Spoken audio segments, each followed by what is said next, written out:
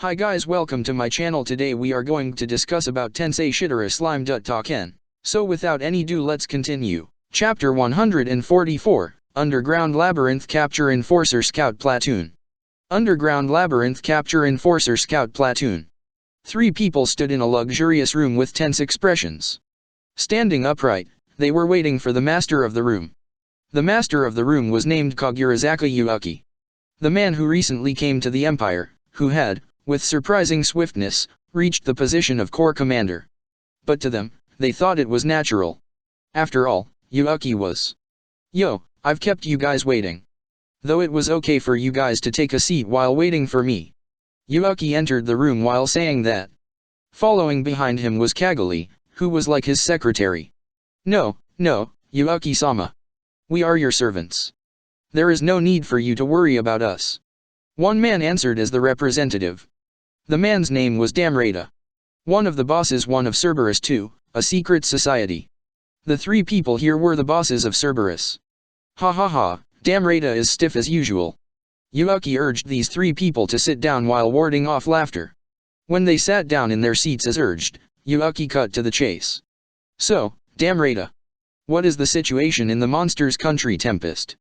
How is the transition of the forces and the progress of technological development going? Their forces are increasing day by day. That country is already capable of supporting 200,000 people, it's likely that their internal development is complete. The formation on each corps is also progressing, and there is a relationship with the committee, which is the council, and the new organization. It could be said that the foundation of the monster's country Tempest has been stretched to include the other side of the Jura Great Forest. The current number of organized forces is not below 50,000. Their number is not a threat to the Empire, but their individual force is high, and their cooperation is good as well. It's not possible to make light of it. In addition, the still increasing number of mercenaries and other forces should be factored in. Their total number seems to reach 120,000-150,000. Regarding their technological development, that is. Currently, it seems it's not developed inside Tempest.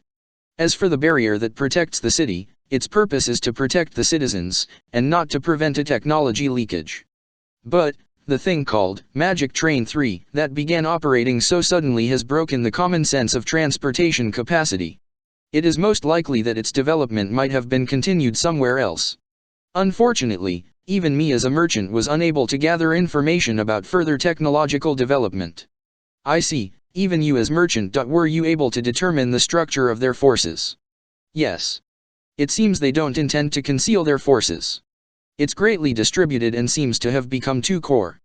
The first corps is led by General Gobuta, while the second corps is led by General Gerudo. Their official main force seems to be the second corps. However, this corps seems to be skilled in a certain aspect, and is called the Construction Corps. As expected, their main force was the first corps. It's a high-speed task force that is a gathering of many people with the high firepower flammability. While the second corps maintains the front, I believe they plan to have the first corps trample the enemy. High-speed movement? Do they move by using horses or something else? No, I only observed the military exercise by using a magic tool from a distance. From the starting position where they were facing each other, the whole force moved at an impossible speed the moment the starting signal was given. From a distance, their speed seems to be beyond a horse's speed.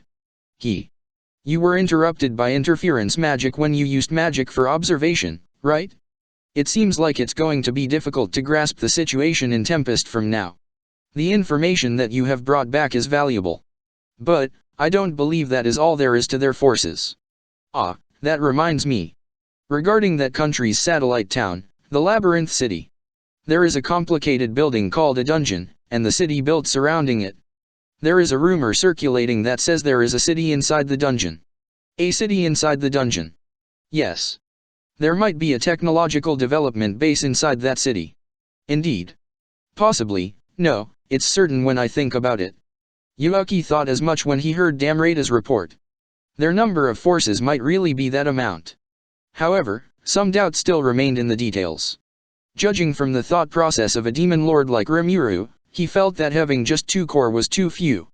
Besides, in that country, several abnormally strong devils existed.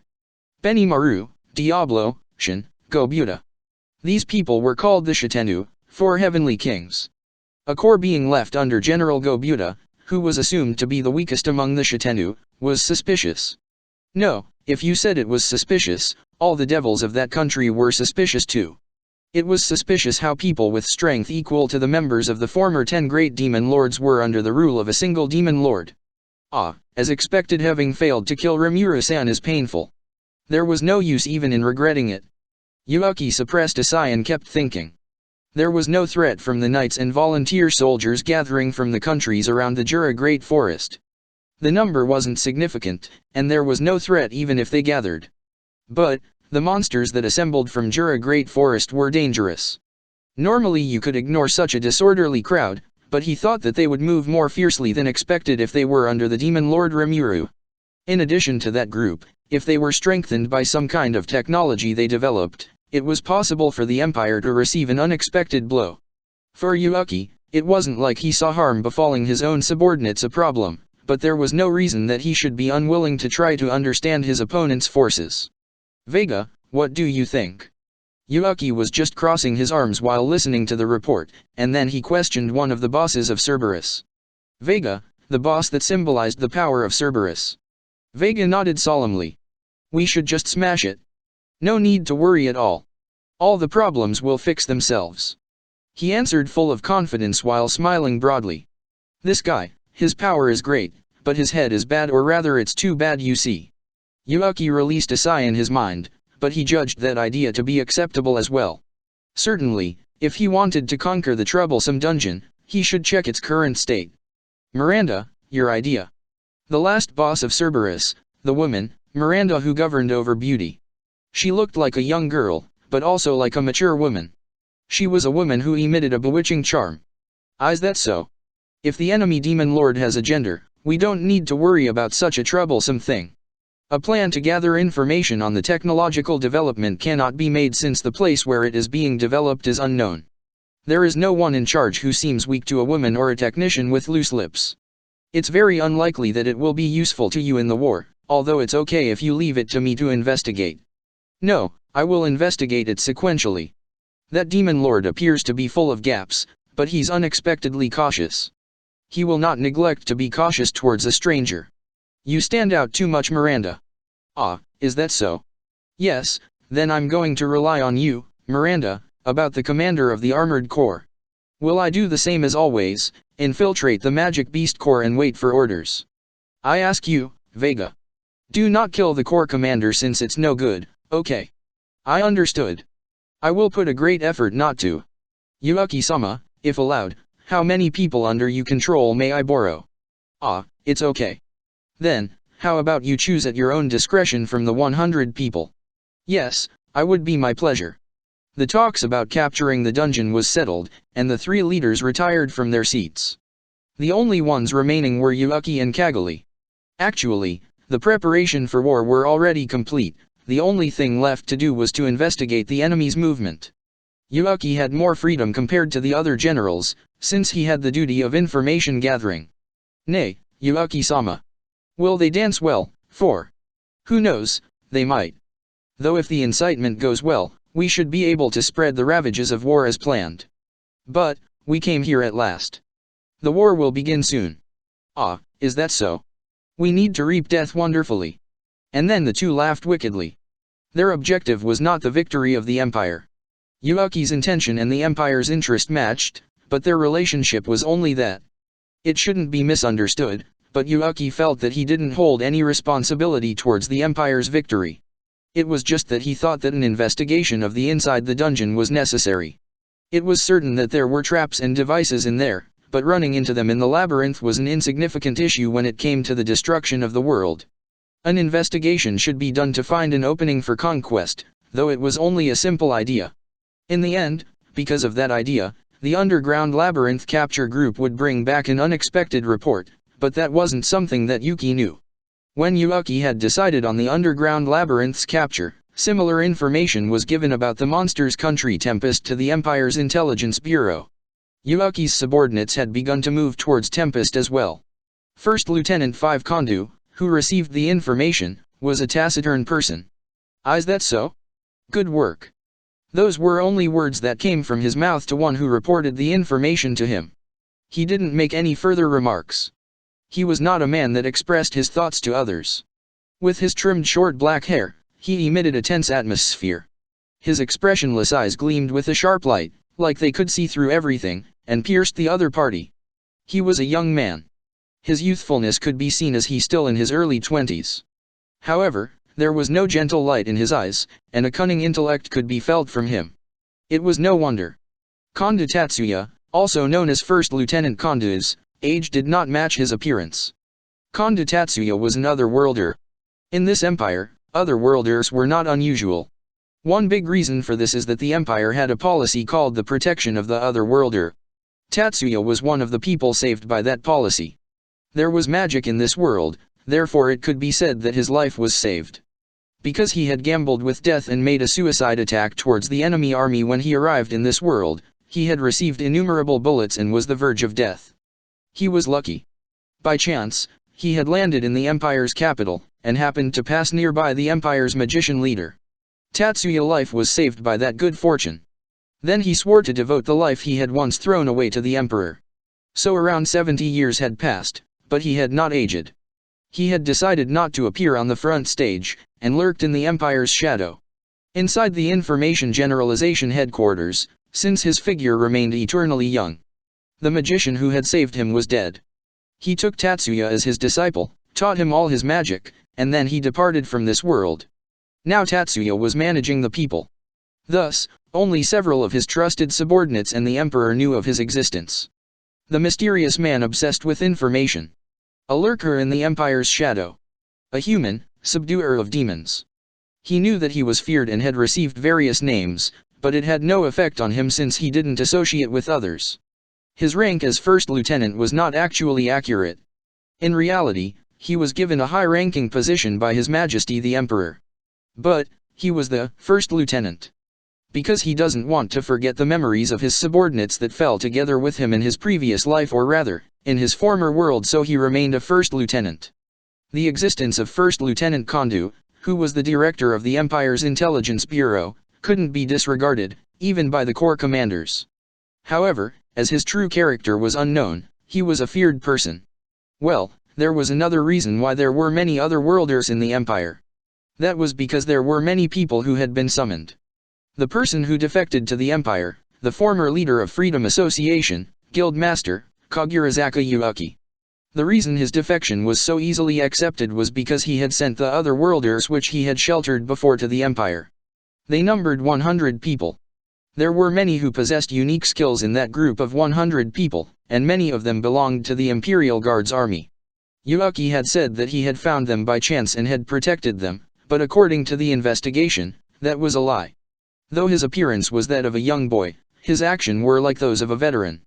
Like First Lieutenant Kondo, you could deem him a dangerous person by his appearance. Kondo concluded that the reason why Yuuki was able to prepare so many other worlders was through summoning. To summon people using magic was inefficient, though it depended on the individual's ability. But, making the summoned pledge their loyalty was possible if the summoner was capable of etch it on the summoned's soul at the time of summoning. Summoning was the most suitable way to get loyal subordinates. In reality, there was no error in First Lieutenant Kondo's anxiety. It wasn't on all of the members, but surely an order had been given to some of them at the time of summoning. There might also be a person among them that had a different intent, like the hero Masayuki, a summoned person that couldn't be controlled completely by the order. Because he had a strong power, Yuuki didn't even mind that he couldn't control him completely, and just sent him to the Empire as he was. However, a case like Masayuki's was unthinkable. He was not very useful, and it was expected that he would not obey orders, so some measures were given to put him in line. Although First Lieutenant Kondo didn't know the circumstances, he had guessed that from Yuuki's speech, conduct, and movement in this 1 year, and he realized the danger of the people that Yuuki had sent. Such perception was too accurate, it could even be called a fearsome insight. The investigations on the other corps commanders were not as interesting as Yuuki's. The system of the Empire's power is everything. Therefore, there is no one who criticized Yuuki openly. There were few people who could complain about Yuuki, who had reached one of the tops of the Empire. So the First Lieutenant Kondo thought, "You are dangerous, Kagurazaka Yuaki. You are an existence that should be removed. It was better if it was in another army, but it was a problem if the people who belonged to the Imperial Guard's army that ought to protect His Majesty, the Emperor, had already sworn their loyalty to another person. This matter couldn't be brought to light yet. But, the moment Yuaki showed an unnatural movement, that was when he would die. Because First Lieutenant Kondu, a lurker in the Empire's shadow, never forgives a traitor. You should become as cocky as you could. Since your life is already in my hands. A ruthless light appeared in his eyes as the First Lieutenant Kondu muttered that calmly in the Empire's shadow. In response to Yuaki's command, 3 people were selected. From amongst Yuaki's 100 subordinates, the chosen people were required to be from the mixed corps. It was said that only coming from another world would get you a high position in the corps. The Empire was not naive. But the 100 people whom Yuaki had chosen only possessed unique skills that excelled in combat ability. Therefore, they hid in each corps, living while concealing their fangs. They had all received Yuaki's order to revolt together, and to seize each other's corps. Now that Yuaki had seized the mixed corps, everyone thought that the day was near. Meanwhile, there were 3 people who couldn't hide their bewilderment for the unexpected dungeon capture order. Before long, the Empire was going to invade the other side of the Jura Great Forest. It was natural for them to be doubtful about capturing the dungeon during such a time. The coup d'état, military revolt, by Yuaki's subordinates was planned to happen when the Empire began the invasion, and after some of the front line had finished spreading. As a result, the Empire would instantly fall under Yuaki's control, and he was going to start the world conquest using its might. They had received such an explanation from Yuaki. The 3 people. Tanimura Shinji. Mark Lauren. Zhenlu Xing 6. Flared up at Damrata's unexpected order. Hey, Asen. We were called for the Labyrinth capture, athletics. Don't joke around. Or rather, you are making fun of us. Well, just wait, Mark. Yuaki-san may have some kind of plan. Please tell us what you know, Damrata-san. Calming the raging Mark, Shinji asked Damrata. The 100 people were battle elites, each possessing a unique skill. Their pride was high, and they were looking down on Cerberus. However, they acknowledged the superiority of Vega, who was a boss symbolizing power. But, there were few people who respected Damrata whose specialty seemed to be calculating money. Among those 100 people, Shinji was relatively close to Damrata. This time too, he had volunteered for the role in order to pacify Mark who was venting his anger on Damrata. Zhenlu Xing, this man was taciturn, and what he was thinking was unknown. But, he could certainly understand what was been said. His braided black hair rested down his back, and he wore Chinese-styled clothes similar to Damrata. Various hidden weapons seemed to be concealed inside his clothes. Shinji naturally realized that he had gathered this team. There was unease, but these 3 were the members of the Labyrinth capture group. Their official name was Enforcer Scout Platoon. That's why Shinji, as the team leader, asked Damrata that. Damrata explained the situation. Since the inside of the Labyrinth was unknown, this investigation was in preparation for the coming war. There was a possibility that some secrets were hidden inside the Labyrinth. It might not be an issue, even if it was ignored, but the investigation was for the sake of caution. No, Yuaki-sama actually seemed to have another intention. That's not something that should guess. I better not say something careless. Shinji decided that it was unnecessary to daringly ask about everything, and Damrata finished his explanation. However, the explanation of Demon Lord Rimura's dreadfulness and wariness was intentionally repeated many times. The Labyrinth was created by that Demon Lord in full confidence. As far as Damrata was concerned, he hadn't heard any stories of it having been captured yet. It was only a rumor, but the hero Masayuki had broken through to the 30th floor. Please don't neglect to be cautious. Hey, Asen. Are you underestimating us? Now, Mark. Please wait. Damrata-san, I understand the conversation. Can I ask for a guide? Guiding and assistance on the other side are left to me. We leave once the preparations are complete. Understood. The next day, the group, guided by Damrata, went to the transfer magic formation. Could these 3 really capture the Labyrinth? Damrata was more worried about whether the capture was even possible, rather than what was hidden inside the Labyrinth. But, he didn't say it. He understood that it would only be a complaint even if he said it. It was better to encounter some bitter experiences, so Damrata thought. And so, the challenge to the labyrinth from the Empire by the 3 members of the Enforcer Scout platoon began. Thank you for watching. Please like, share, subscribe and press the bell icon for more content.